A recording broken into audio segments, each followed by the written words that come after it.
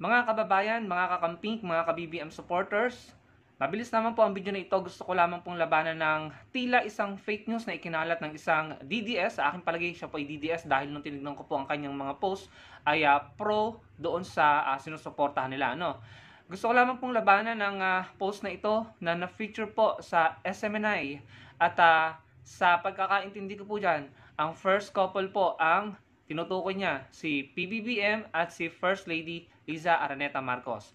Mabilis naman po ang video na ito, so sana po ay tapusin nyo at sana kayo po ay makapag-like at makapag-comment para mas marami pong makakita ng video na ito na nagpapaliwanag na hindi totoo ang post na ito. Ang inyong pag-comment at ang inyong pag-like ay makakatulong para marami pong makakita ng video, makapanood ng video, nang sa ganoon maraming taong makakita na hindi totoo ang post na ito na sinabi ng taong ito, no?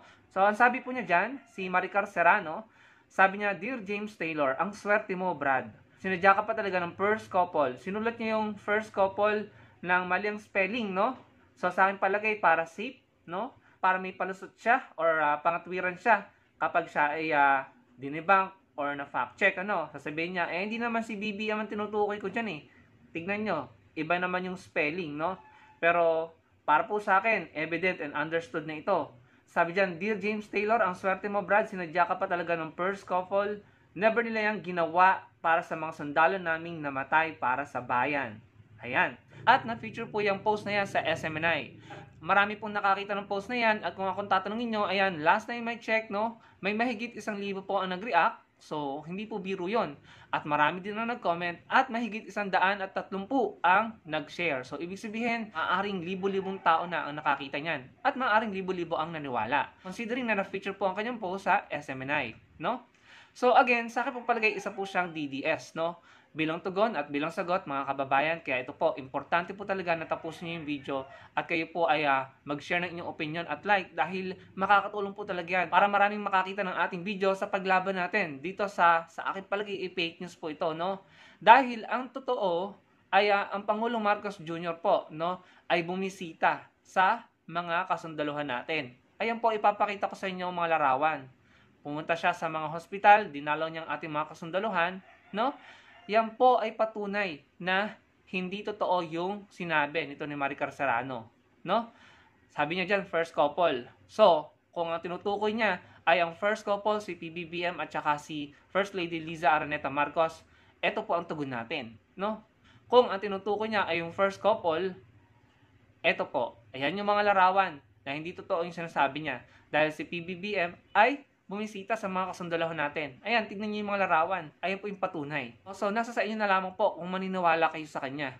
Napaka-delikado po ng mga ganyang post para po sa akin dahil umaabot po ng libo-libo ang nagre-react at libo-libo po ang nakakakita at daan-daan po ang nagsishare. No?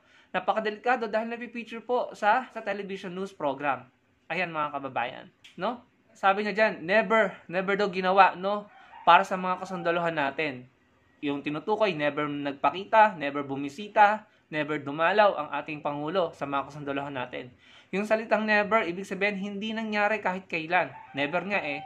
Pero mga kababayan, yung mga pinapakita ko po sa inyong picture, ay katibayan na hindi totoo yung sinabi niya. Ano po? Mga kababayan, yan po ang ginagawa nila ngayon. Nasa sa inyo na kung tutulungan nyo po kaming lumaban or mag-pushback sa mga ganyang estilo, sa mga ganyang paandar. No? Kaya nga sinasabi ko sa inyo, ang inyong like, ang inyong comment, at ang inyong pagtapos sa aming mga video ay malaking tulong para maraming makapanood ng ating video. Ngayon, sa totoo lang po, nakakapagod din na mag-debunk, no?